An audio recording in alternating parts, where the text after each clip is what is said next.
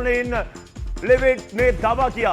उन्होंने कहा कि ईरान की शर्तों को स्वीकार करना असंभव था, इसलिए ईरान के 10 पॉइंट प्रपोजल को ट्रंप की टीम ने सीधा कूड़े में फेंक दिया है। हालांकि बाद में ईरान ने एक और प्रस्ताव भेजा जिसे स्वीकार किया गया। The Iranians originally put forward a 10-point plan that was fundamentally unserious, unacceptable, and completely discarded. It was literally thrown in the garbage by President Trump and his negotiating team. Many outlets in this room have falsely reported on that plan as being acceptable to the United States, and that is false. With the president's deadline fast approaching and the United States military completely decimating Iran with each passing hour, the regime acknowledged reality to the negotiating team. They put forward a more reasonable and entirely different and condensed plan to the president and his team. तो इस statement को आप इस तरह से भी देख सकते हैं कि बात बनने से पहले बिगड़ रही है। इस बीच एक और बड़ी खबर, इस बीच लेबनान में फंसे पेज के ऊपर नेतन्याहू ने बड़ी स्टेटमेंट दी है। उन्होंने कह दिया कि इजराइल लेबनान के साथ सीधी बातचीत करेगा, लेकिन कोई युद्ध विराम नहीं होगा। एक रिपोर्ट के मुताबिक अमेरिका अगले हफ्ते इस बातचीत की मेजबानी कर सकता है और इस बातचीत में सीज फायर को आगे के समाधान पर बात हो सकती है। हालांकि नेतन्याहू ने साफ कहा कि लेबनान में कोई सीज फायर अभी नहीं है। אין הפסקת אש בלבנון. אנחנו ממשיכים להכות בעוצמה את חיזבאללה, ואנחנו לא נעצור עד שנחזיר לכם את הביטחון. ההישגים הכבירים שלנו, גם באיראן וגם נגד ציר הרשע, הביאו לשינוי היסטורי במעמד של ישראל באזור. הם גם הביאו לשינוי לקשרים שלנו עם מדינות, קשרים שלא היו בעבר. לאחר פניות חוזרות ונשנות של ממשלת לבנון לפתוח איתנו במשא ומתן לשלום, אני הנחיתי אמש בקבינט לפתוח במשא ומתן ישיר עם לבנון כדי להשיג שני יעדים.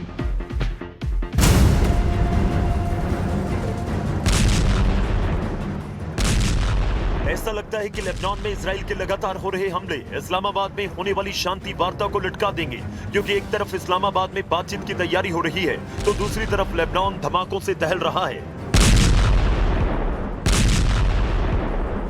गुरुवार को इजराइल ने लेबनान पर 10 मिनट में 100 हमले करने का दावा किया। जेडैम बम का इस्तेमाल करके कई इमारतों के परखच्चे उड़ा दिए। कई इमारतें तो देखते ही देखते जमींदोज हो गईं।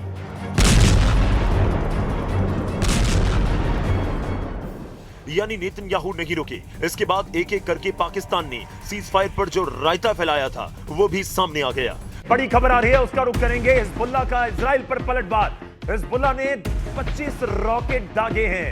जी हां, उत्तरी इजराइल पर लेबनान से यह हमला किया गया। लेबनान के मेतुला और किरियात शिमोना से अटैक हुआ है। इजरायली हमले में मेतुला में भारी नुकसान हुआ है। मेतुला और किरियात शिमोना में बत्ती भी गुल हो चुकी है और हमले लगातार जारी हैं। 25 रॉकेट का इस समय जिक्र किया जा रहा है। यानी बहुत मतलब साफ है, बातचीत होगी इस्लामाबाद में, बातचीत होगी ईरान और अमेरिका में, लेकिन दूसरी तरफ जंग जारी है। इजराइल और हिजबुल्लाह आमने सामने हैं। इजराइल और लेबनान के बीच भयंकर युद्ध इस समय भी जारी है। हिजबुल्लाह का इजराइल के ऊपर यह पलटवार कहा जा रहा है और हिजबुल्लाह ने करीब 25 रॉकेट दागे हैं। मेजर गौरव आर्य, यह लग नहीं रहा कि मामला रुकेगा। ये बातचीत होगी नहीं होगी पता नहीं, लेकिन जंग जारी रहेगी ये जरूर लग रहा है। देखिए, साफ सीधी बात है गौरव, सीधी बात है। ये जंग हो आगे, देखिए ये जंग बढ़ेगी आगे। आपकी शांति वार्ता हो ना हो वो बात की बात है। शांति वार्ता हो जाए, मैं कह रहा हूं शांति वार्ता इस्लामाबाद में हो जाए, ये जंग चलती रहेगी। हिजबुल्लाह अटैक करता रहेगा, क्योंकि इनके पीछे खड़ा है ईरान, और जब तक ईरान का सपोर्ट रहेगा हिजबुल्लाह लड़ता रहेगा और इजराइल 10 गुना जवाब देता रहेगा। ये रुकने वाली चीज नहीं है, रुकने वाली चीज नहीं है। लेकिन मैं आपसे यह भी जानना चाह रहा हूं कि एक बातचीत तो यह भी हो रही है ना लेबनान और इनमें सीज फायर की, कि अगले हफ्ते वाशिंगटन में मिल सकते हैं।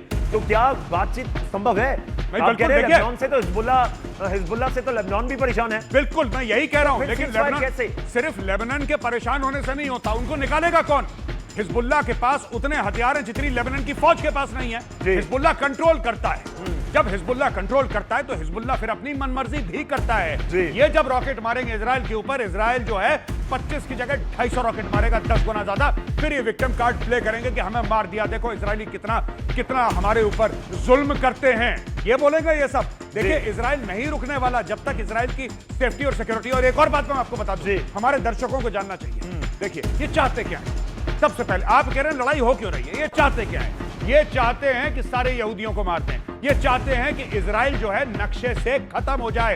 आपने सुना है ना, अक्सर ये बोलते हैं from the river to the sea Palestine will be free. ये क्या है? ये रिवर टू द सी, कौन सा रिवर, कौन सा सी? जॉर्डन का रिवर, मेडिटेरेनियन सी। लेकिन जॉर्डन के रिवर और मेडिटेरेनियन के सी के बीच में आता है इजराइल।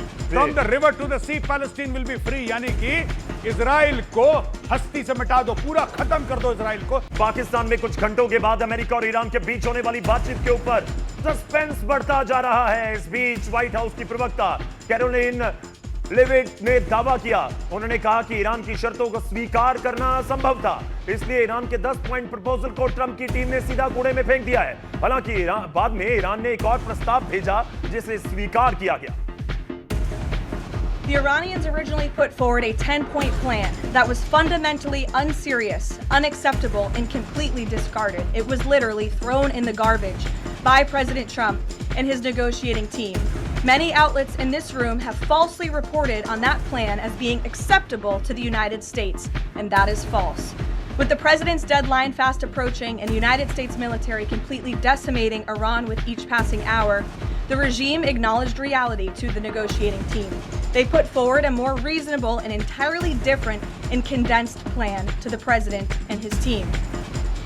तो इस स्टेटमेंट को आप इस तरह से भी देख सकते हैं कि बात बनने से पहले बिगड़ रही है। इस बीच एक और बड़ी खबर, इस बीच लेबनान में फंसे पेज के ऊपर नेतन्याहू ने बड़ी स्टेटमेंट दिया। उन्होंने कह दिया कि इजराइल लेबनान के साथ सीधी बातचीत करेगा, लेकिन कोई युद्ध विराम नहीं होगा।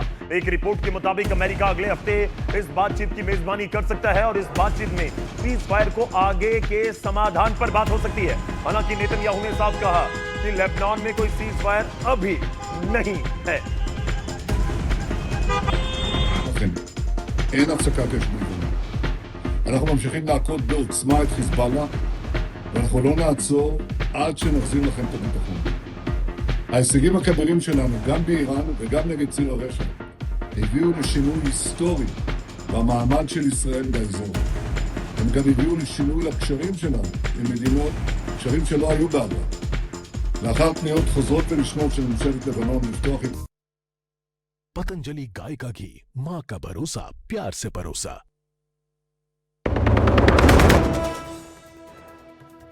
सीज फायर के बाद में अमेरिका और ईरान के बीच बातचीत पर सस्पेंस। ईरान का अपने डेलीगेशन का इस्लामाबाद पहुंचने से इनकार का, जब तक लेबनान पर हमले नहीं रुकेंगे तब तक बातचीत नहीं। इजराइल को इंसानियत के लिए कैंसर बताने वाली पोस्ट पर बुरे फंसे ख्वाजा आसिफ। सूत्रों के मुताबिक अमेरिका के खौफ से आसिम मुनीर ने पोस्ट डिलीट करवाया। शांति वार्ता में बिचौलिए पाकिस्तान की हुई घोर बेइज्जती। इस्लामाबाद में बातचीत की तैयारियों के बीच ईरान पर भड़के ट्रंप, कहा हॉर्मुज पर समझौते के उलट चल रहा है काम, अगर टैक्स वसूला जा रहा है तो तुरंत कर दें बंद। पतंजलि गाय का घी, मां का भरोसा, प्यार से परोसा। पाकिस्तान में कुछ घंटों के बाद अमेरिका और ईरान के बीच होने वाली बातचीत के ऊपर सस्पेंस बढ़ता जा रहा है। इस बीच व्हाइट हाउस की प्रवक्ता कैरोलिन लेविट ने दावा किया, उन्होंने कहा कि ईरान की शर्तों को स्वीकार करना असंभव था, इसलिए ईरान के 10 पॉइंट प्रपोजल को ट्रंप की टीम ने सीधा कूड़े में फेंक दिया है। हालांकि बाद में ईरान ने एक और प्रस्ताव भेजा जिसे स्वीकार किया गया। The Iranians originally put forward a 10-point plan that was fundamentally unserious, unacceptable, and completely discarded. It was literally thrown in the garbage by President Trump and his negotiating team. Many outlets in this room have falsely reported on that plan as being acceptable to the United States, and that is false. With the president's deadline fast approaching and the United States military completely decimating Iran with each passing hour, the regime acknowledged reality to the negotiating team. They put forward a more reasonable and entirely different and condensed plan to the president and his team. तो इस statement को आप इस तरह से भी देख सकते हैं कि बात बनने से पहले बिगड़ रही है। इस बीच एक और बड़ी खबर, इस बीच लेबनान में फंसे पेज के ऊपर नेतन्याहू ने बड़ी स्टेटमेंट दिया। उन्होंने कह दिया कि इजराइल लेबनान के साथ सीधी बातचीत करेगा, लेकिन कोई युद्ध विराम नहीं होगा। एक रिपोर्ट के मुताबिक अमेरिका अगले हफ्ते इस बातचीत की मेजबानी कर सकता है और इस बातचीत में सीज फायर को आगे के समाधान पर बात हो सकती है। हालांकि नेतन्याहू ने साफ कहा कि लेबनान में कोई सीज फायर अभी नहीं है। אין הפסקת אש בגבול. אנחנו ממשיכים להכות בעוצמה את חיזבאללה,